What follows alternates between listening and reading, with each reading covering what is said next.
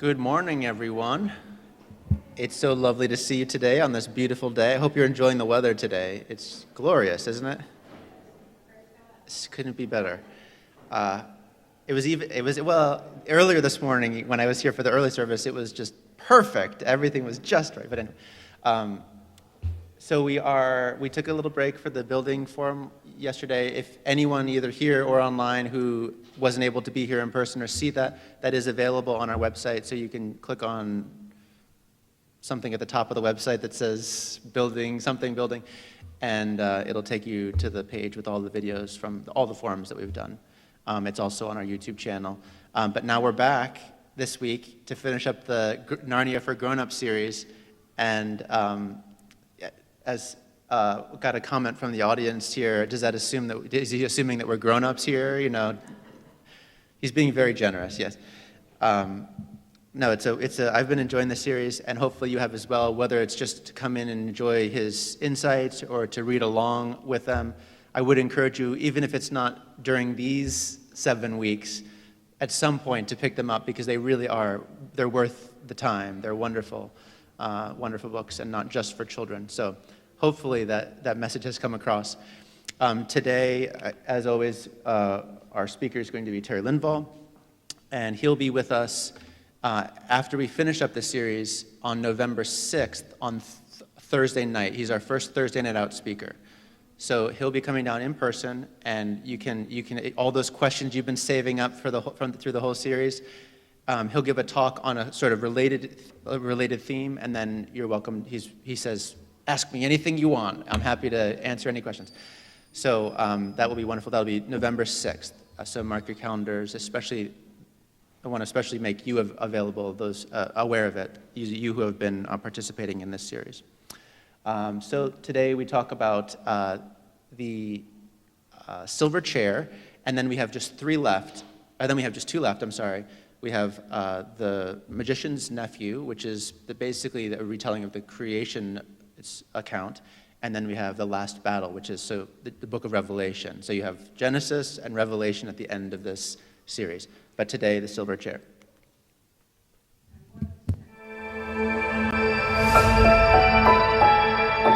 Magician's Nephew next week. This is the 5th in the series of 7.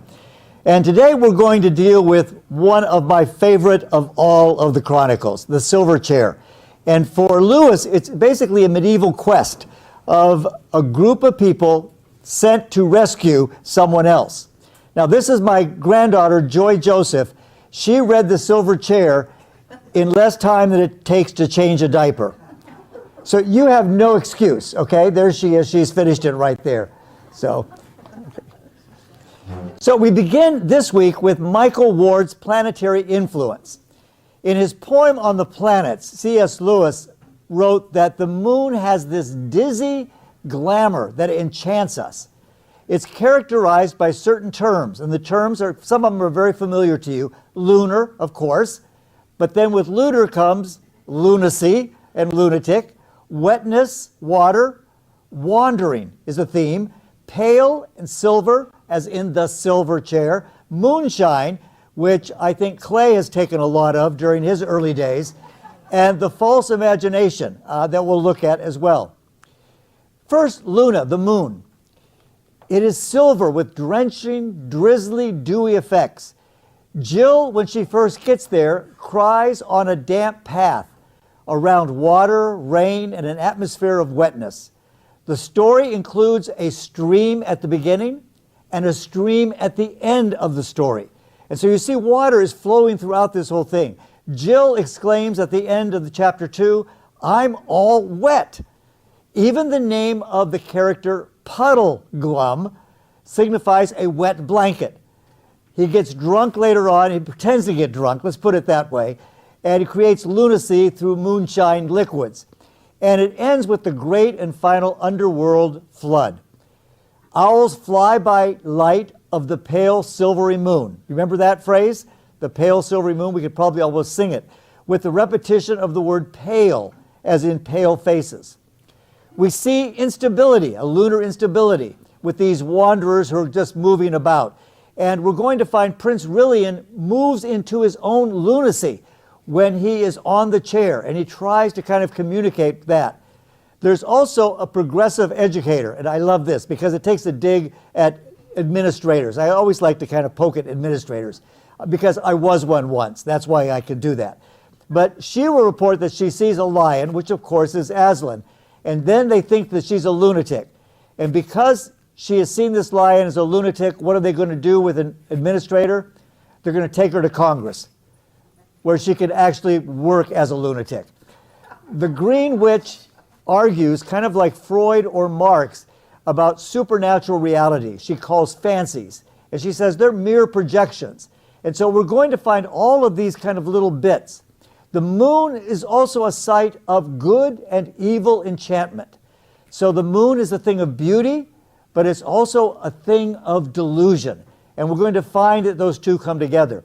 David in Psalm 136, he writes, "Give thanks to the Lord of lords. His love endures forever.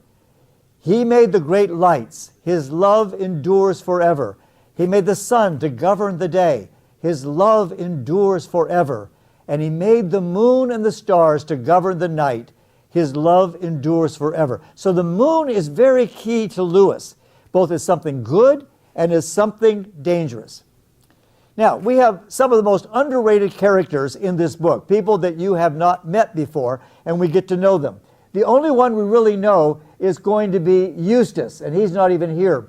But Jill Pole will become the female kind of leader of this. Puddleglum is a marshwiggle. Oops.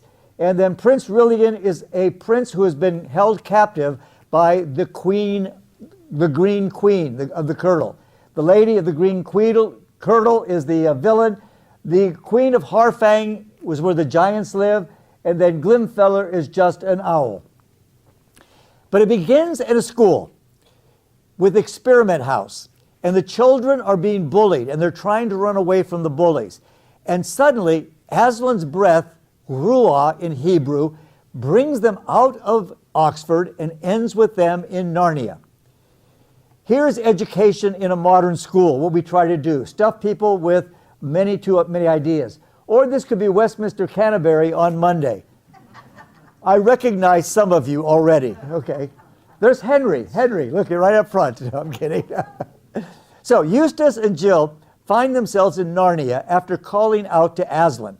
But Aslan basically has called them to come and help rescue the children there.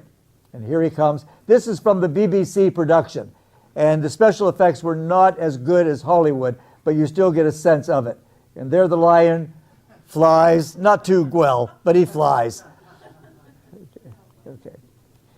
Jill comes to a stream once she has basically pushed Eustace off a cliff and he's been blown away. And there is a lion standing between her and this stream. And she's very thirsty. And she looks at the lion and she says, "I dare not go and drink." Then the lion says, "Then you will die of thirst." "Oh dear," said Jill. She comes one step nearer. "I suppose I must go and look for another stream." And the lion says, "There is no other stream." It never occurred to Jill to disbelieve the lion. No one who had seen his stern face could do that. And her mind suddenly made itself up. It was the worst thing she ever had to do, but she went forward toward the stream. She knelt down and began scooping up water in her hand. It was the coldest, most refreshing water she had ever tasted. And notice this metaphor, notice this trope. This is one of the most wonderful ones in the gospel as well. And it alludes to the living water promised to a Samaritan woman at Jacob's well. Jesus offers her water that will satisfy her thirst. And then she goes, and he knows everything about her, of how many men she's lived with. And she goes back to the village. She says, "Come and see a man who has told me everything whatsoever I have done. Is he not the Christ?" And this is from the new season of The Chosen, where you can see her story kind of played out.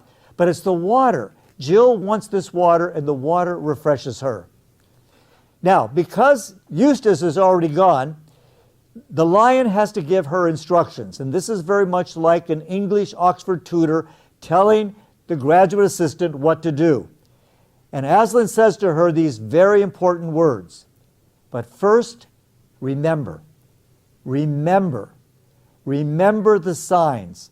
Say them to yourself when you wake in the morning, and when you lie down at night, and when you wake in the middle of the night. And whatever strange things may happen to you, let nothing turn your mind from following the signs. We remember the Seder meal as a time of remembering, this kind of ritual that the Jews go through to remember how they were brought out of Egypt. And it's always to remember why this night is so special. And for Christians, the Eucharist is a call to remember. Our pleasure is only full grown when we remember it. And it's the same with your lives. Once you've had a good experience, the best part of it is remembering it and going back with friends and reciting it and saying, do you remember? And so Lewis is calling us to hold on to tradition. And again, to tell your grandchildren stories. Let them know and remind them of things they need to remember. So Aslan gives Jill 4 signs to remember. He says, first, the first thing you must remember, as soon as the boy Eustace sets foot in Narnia, he must say hello to an old friend. But she's already muffed that sign because Eustace has gone ahead and he has met someone, but he hasn't said hello. So he told her, second, you must journey out of Narnia to the north until you come to the ruined city of ancient giants. And so they're going to go until they come to this city. Third, he says, you shall find a writing on a stone in that ruined city, and you must do exactly what the writing tells you to do. And fourth, the last sign, he says, you will know the lost prince that you're looking for by this, that he will be the first person you have met on your travels who will ask you to do something in the name of Aslan. So these 4 signs, he says, that's all I'm going to give you, 4 signs, and remember them. But he gives her a warning and also us as people who are on spiritual journeys. He says, here on the mountain where I have spoken to you, I spoke clearly. I will not often do so down in Narnia or at Westminster Canterbury. Here on the mountain, the air is clear and your mind is clear. But as you drop down into your daily living, the air will thicken. Take care that it does not confuse your mind. And the signs which you have learned here will not look at all like you expect them to look when you meet them down there. That's why it's so important to know them by heart and pay no attention to appearances. Remember the signs and believe the signs. Nothing else matters. And it is the word of the Lord that says, write the words of God around your heart and remember them, remember them, remember them. Now, Lewis shows us several examples of a good education with a picture of an old Trumpkin. He's old as dirt. He is deaf as a post and quite peppery. He was a gruff old teacher, frightening students all the time. In the Parliament of Owls, all the owls get together and they hold a parliament. The owls imitate Trumpkin's voice as the students make fun of their teacher. Like he would say, you're a mere chick. I remember when you were just an egg. Don't come trying to teach me crabs and crumpet. And all the owls begin to laugh at this imitation of Trumpkin. One of the things that I have done at Wesleyan in one of my classes is a class on humor. I have the students imitate other professors. And they begin to capture their mannerisms and the way they teach and everything else. And we get together and I laugh hilariously at how they portray and depict their other professors. But then there's always one that will depict me. And generally it's this tall basketball player who will get down on his knees and begin to gesture like this and talk loudly. He will flunk, but he will still get a good laugh. The children begin to see that Narnians all felt about Trumpkin as people feel at school about some crusty teacher whom everyone is a little afraid of, but everyone makes fun of behind his back and no one really dislikes. And Lewis paints a little cameo of himself as a teacher in the mold of this blustering dwarf. Peter Dinklage is Trumpkin with his comic alliterations that we talked about several weeks ago. He says things like tubs and tortoiseshells, beards and bedsteads, crows and cockery, and just these kind of alliterations that are expletives when you don't want to say a naughty word. Now, the Parliament of Owls in the Silver Chair is a pun on Geoffrey Chaucer's poem called The Parliament of Fowls. The Parliament of Fowls is a very interesting document. It's the earliest association we have in literature of Valentine's Day, because in the Parliament of Fowls, all the birds are coming together to find their mate. There are 3 very masculine eagles, and they're going after one female eagle, probably what most of you have experienced in your life. Now remember, Chaucer always wrote about what women want when he wrote the Canterbury Tales in The Wife of Bath's Tale. But we'll talk about what women want at another time, because that's a whole story. But the birds are there, and Chaucer writes, "For this was on St. Valentine's Day, when every fowl comes there to find his mate. The goose, the duck, and the cuckoo also. Kek, kek, cuckoo, quack, quack," cried the high. Regarding the goose, a fool's tongue is never still. Laughter arose from all the other birds at the goose. Everyone laughs at a goose. The silly, churlish words of the duck are viewed as coming from a dunghill, and the ducks fare in love as owls do in the light. In other words, they don't do very well at all. So everybody laughs at the goose, the duck, and the cuckoo in this kind of Congress. And I think in our own Congress, we probably have geese and ducks and cuckoos. Now, as these male eagles put forth their claims and try to woo the female gets to choose which man she wants. One finds that female birds of prey often become sexually mature at 1 year of age. Males, it takes 2 years. Some males, it takes 80. Okay? Now, this is similar to many men and women here, but nature decides that the female gets to choose her mate, emphasizing a key theme of free will in the poem and Lewis's novel. She decides, looking at these 3 eagles, to wait a year. So she rejects all 3 of them. I think it's very comic. Then all the other birds get to mate and sing joyously while the poet keeps reading because he doesn't understand what's going on. So you have stories within stories in this silver chair. Glenfellow takes the 2 children and is going to lead them to the north where they can find the kidnapped Prince Rilian. They meet a wet blanket, Puddle Glum, the marshwiggle, one of the most amusing characters in all of Narnia. He's tall and stringy and just a mess. And here he is in the BBC production. You get a sense of what he can look like. He was actually one of the few Narnian characters based on a real person. Fred Paxford had been working at the kiln, C.S. Lewis's home, when Lewis bought the property. And so Lewis just kept him on to do the gardening and deal with the kilns, the factory, and everything else. He planted vegetable gardens and orchards at the kilns. He did the shopping for C.S. Lewis. He drove Lewis around a car because C.S. Lewis never got a driver's license. And he sang hymns in a very loud and lusty voice. But neighbors remembered how pessimistic he was over everything. It would be a beautiful day like today, and he would say, "It's going to rain before we get out of here. We're going to have an earthquake and a tornado at the same time." He would always look at the dark side of things. And Puddleglum would say, "They always say I'm a little too flighty, that I don't take life seriously enough." But there's a holy pessimism in Puddleglum. Like the author of the book of Ecclesiastes, or like the prophet Jeremiah, he wonders if maybe an enemy is going to attack the country. He worries about everything. And I suspect some of you have friends who are Puddleglums, who are worried about whatever is going to be coming. Just start calling them Puddleglum. Lewis asked his illustrator, Pauline Baynes, the young Englishwoman, to capture what these travels might look like through very wet and drizzly marshes.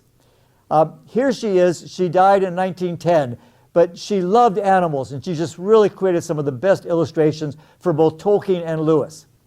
Now, one of the things that she got was looking at the rocks. Jill is out climbing the mountains, and she thinks she sees rocks on the horizon. And she goes, "Oh, those rocks are ugly. U-G-L-Y, they're ugly. They're so ugly." But the rocks begin to move, and she recognizes that they are not rocks, but giants. And giants, if you want to know, are anyone over 5'5". Okay? The rest of us are normal size, and all the others are just a little overgrown. So here you see in her illustration, all the giants are there, and the giants, when they realize that there are children out there, start hitting each other with clubs. They are the Three Stooges of Narnia. They don't understand what they're doing and are always kind of beating each other up and hurting each other, but they keep on doing it. The wanderings are lunar wanderings. They wander under moonlight, and then they meet the Lady of the Green Kirtle. Here she is in her medieval gown, and here is one of the most seductive and beautiful but deadly angels of light, a fallen angel. When they come upon her, Puddleglum warns the children, "Whatever you do, don't tell her anything." She comes from one of Coleridge's poems, and in his poem, Christabel, you have this woman whose name is Christabel, and she turns into she's Geraldine, and she turns into a green serpent. But when the lady passed the fire, there came a tongue of light, a fit of flame. And Christabel saw Geraldine's eye, and nothing else she saw thereby. And lo, I saw a bright green snake coiled around its wings and neck, green as the herbs on which it was couched. Close by the doves, its head it crouched. A small snake eye blinks dull and shy. And the lady's eyes, they shrunk in her head, each shrunk up to a serpent's eye, and with somewhat of malice and more of dread, at Christabel she looked askance. One moment, and the sight was fled. But Christabel, in a dizzy trance, stumbling on the unsteady ground, shuddered aloud with a hissing sound. And so this snake woman in the poem becomes a serpent and mesmerizes, hypnotizes the young woman. And Geraldine, like the Green Lady in the poem, can put a rapture in the breast and on the lips and over the eyes. And on her victims, with a single glance, she can overwhelm them. In the backstory, the Prince Knight Drinian warns the prince that this shining green woman was evil. And yet Brillian is young and passionate, and he falls in love with this beauty. He doesn't realize how powerful and seductive and hypnotic she can be. He resembles John Keats' La Belle Dame sans Mercy, the woman without mercy, the beautiful woman. And she is this temptress. And so Lewis is using this literary allusion and showing how dangerous beauty can be. Okay? Here, from an old movie, Pixar's Bugs Life, we see Harry, who is a little kind of fly. And his mate says, "No, Harry, don't look at the light. Don't look at the light." But he says, "I can't help it. It's so beautiful." And it's a bug flasher. It kills him. So Harry looked at the light, and he went, and he died. So they escape that couple, and they move to a place called Harfong, where the three find comfort and warmth. And they think it's wonderful because it's a city of giants, and they've welcomed them to the feast. They look gentle and friendly enough, but we learn that appearances can be deceiving. Puddleglum gets intoxicated, and it's like Winnie the Pooh when he drinks too much honey by degrees, because he found some liquor, but little by little. But he's pretending that he's drunk so he can really find out what the scheme is of these giants. He tells Eustace, "I was just playing like I was drunk." But the kids really wonder if it was really true, because he seemed drunk. They are to be the special guests at the autumn feast. At this feast, the gentle giants of Harfang engage in a ritual involving human sacrifice that took place in ancient Celtic festivals, the autumn feast, or the Wicker Man.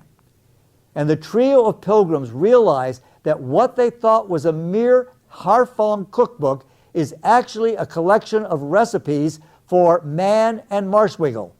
They are not simply the guests of the great feast, but they are the feast themselves. This takes us back to the Twilight Zone.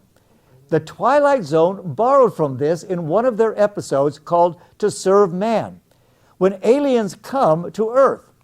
And as they come to Earth, they leave a book in their strange language. And it takes the linguist so long to interpret the cover. But the cover says, To Serve Man. And all the Earth people are excited because, look, they are here to help us. They are here to serve man. But as they begin to take them on their spaceship back to their planet, little by little, they realize, Mr. Chambers, don't go on that ship. The rest of the book, To Serve Man, it's a cookbook. And so what the Twilight Zone has taken the same story of the cookbook of the gifts of the giants of Harfang. So braving the cold, the trio escape again.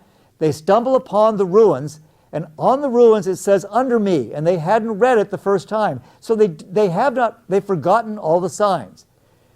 The poem is, Though under earth and throneless now I be, yet while I lived all earth was under me.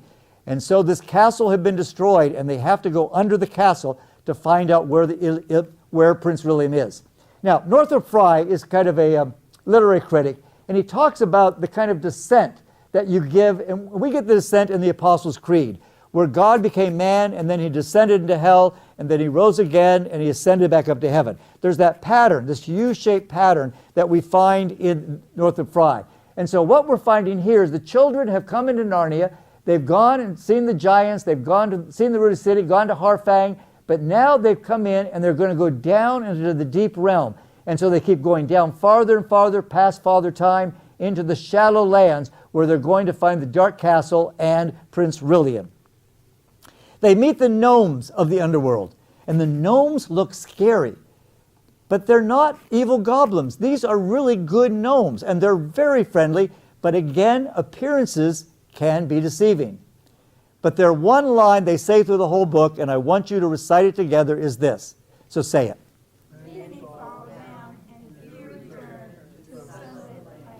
Okay, say it again.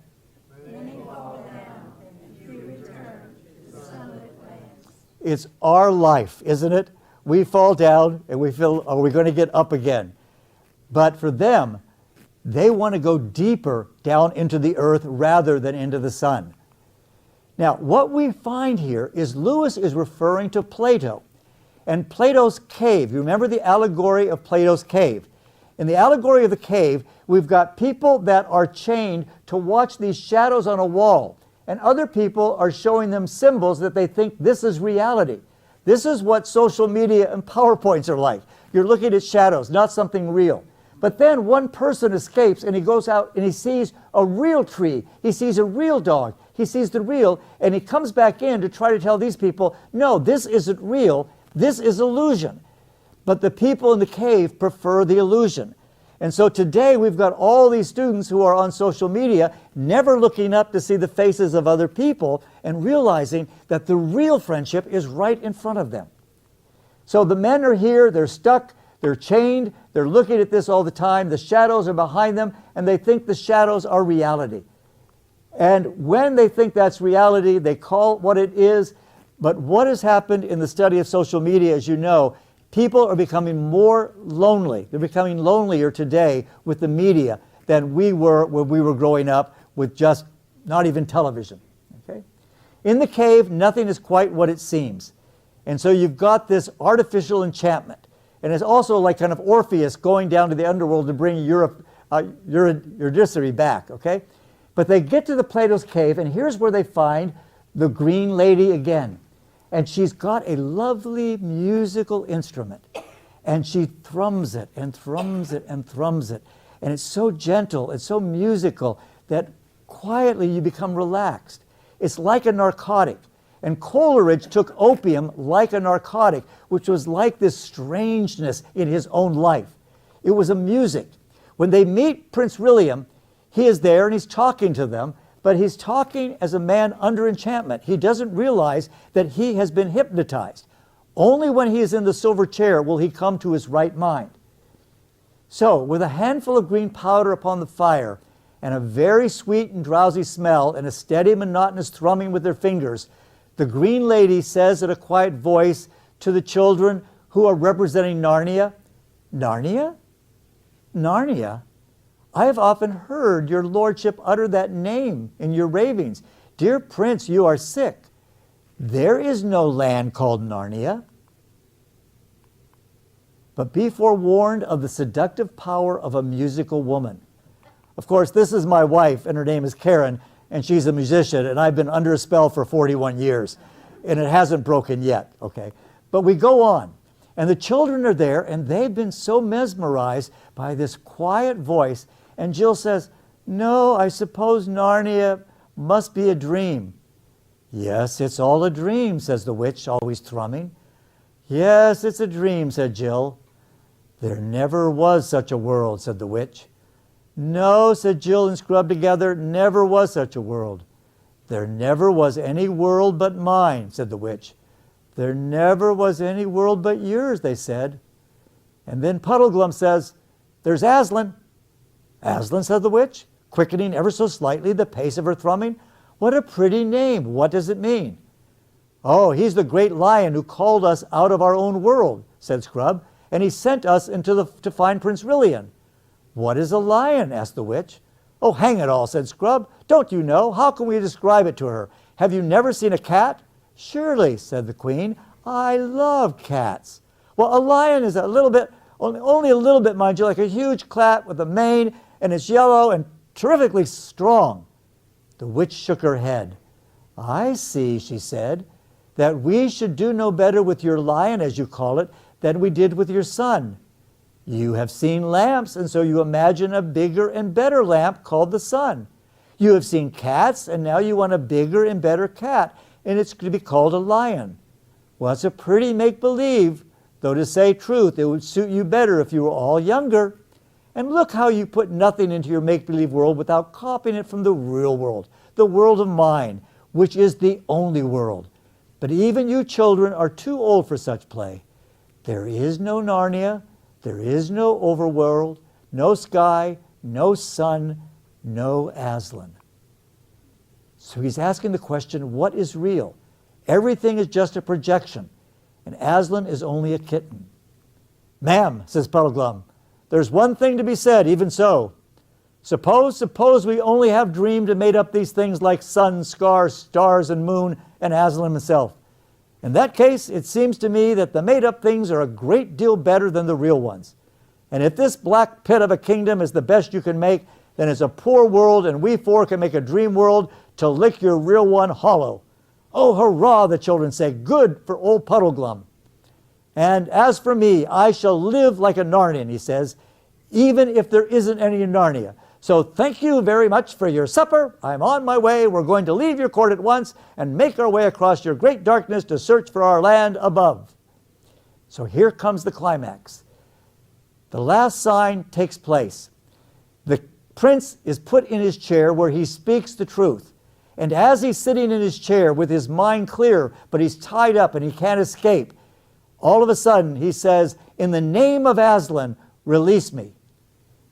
The drowsy sweet fragrance fades as Puddleglum sticks his muddy feet in a fire, and everyone is overwhelmed with the stench of burnt marshwiggle. Lewis Riley notes, there is nothing like a good shock of pain for dissolving certain kinds of magic as a smell. Okay. It wakes you up when you have certain kinds of smell. So, thwarted, because Puddleglum has put his marshwiggle muddy foot on the fire, the drowsy smell is there no longer. It stinks in there. The music isn't working. They've realized how evil the queen is, and she metamorphoses into Coleridge's serpent. And it becomes this dangerous snake, this viper, that wraps itself around Rilian. But he takes his sword, and when he does, he's able to kind of cut her head off. When he destroys her, suddenly the gnomes are rejoicing.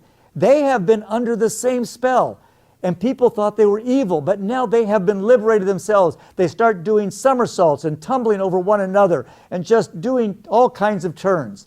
And the children move back up through the tunnel, back up to Narnia, and they come out in the snow. They come out in the moon, and they've erased all the lunacy down below, and here they're in good moonshine.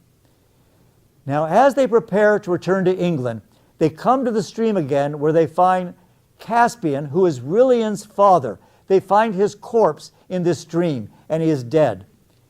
Aslan weeps over 3 great tears, and he tells Eustace to drive a foot-long thorn into his paw, out of which comes a great drop of blood, redder than all the redness you could ever imagine. And he takes that redness, and with that redness, he touches into the pool, and he touches Caspian.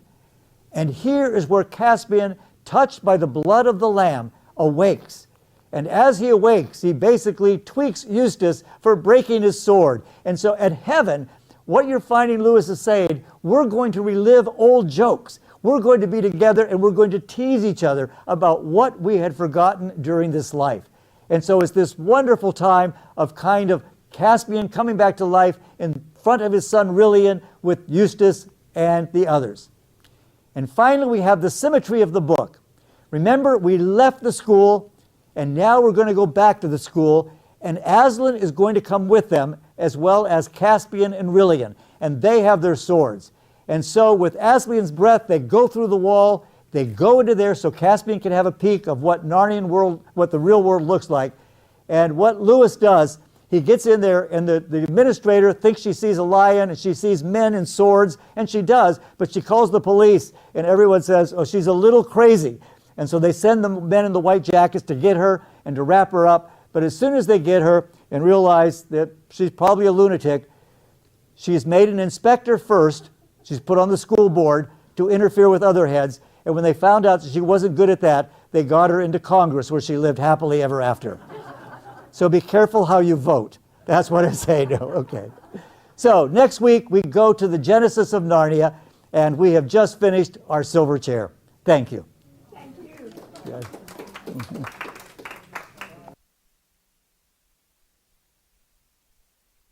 Great. Any questions, comments, thoughts about the book? Yeah, it is. I do have to say that Puddleglum is one of my favorite characters in the whole series. If you hadn't read the book, he does a good job describing him. But the whole time, the irony is that he's a marshwiggle, right?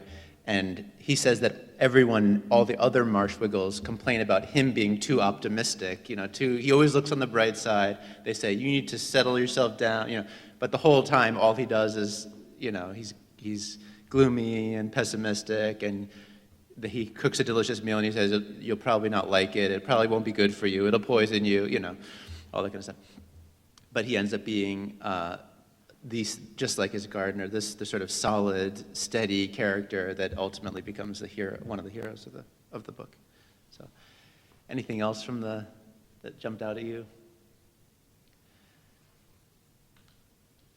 For those who do have a background in philosophy, this is the book you get to and you go, I see. C.S. Lewis studied philosophy at Oxford, and you can see it coming through because he's, the idea of all of these, the shadow world and real, what is real and all that. He's playing with it for quite a long time, and it's I like it. It's very nice. Yes, just.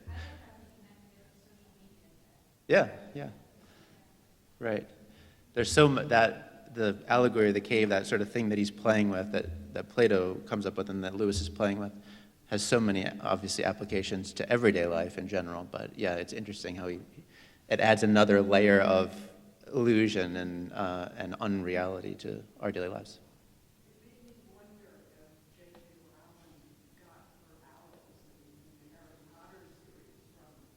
Oh yeah, that's a good question. I don't know if the the owls sending messages and stuff was derived from this.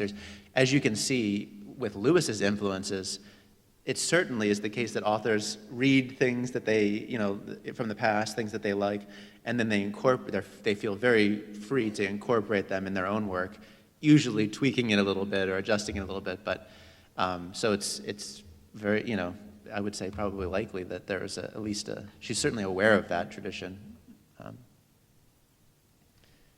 So The Magician's Nephew, this is the book that if you got a modern edition, comes first in the series because it tells you how Narnia got started. It tells you the beginning of the Narnia story. So It's a lovely story. It's just like all of them, humorous, but also filled with wonderful theological, rich theological reflection. So I encourage you to pick up the book and read, or just come up next week and enjoy these wonderful talks. Good to see you all. Have a wonderful day.